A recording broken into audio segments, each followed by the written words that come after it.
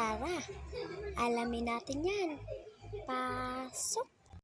So, what's up guys? So, ngayon pa yung mga namamroblema dyan na hindi mapalitan yung pangalan sa Facebook account nila. Yung mga vlogger dyan na gusto mag-vlogger at hindi mapalitan yung pangalan.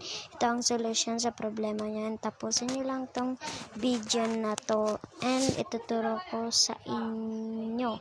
Don't forget to subscribe my channel and like this video. And yan, magsisimula na tayo.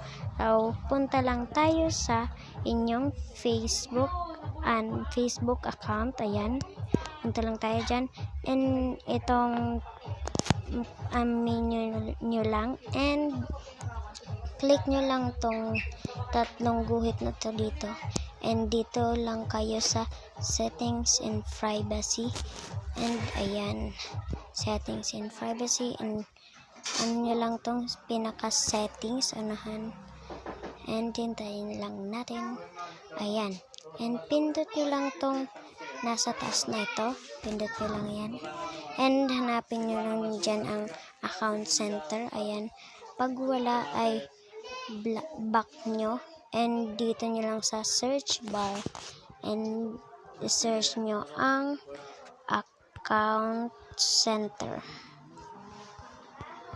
Yan, search nyo lang yan and lalabas dyan. Ito, click natin to.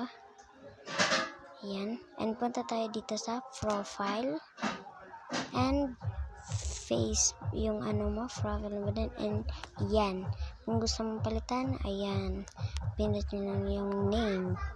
Ayan, username, kung gusto nyo, profile picture, avatar. Yun lang, sana makatulong.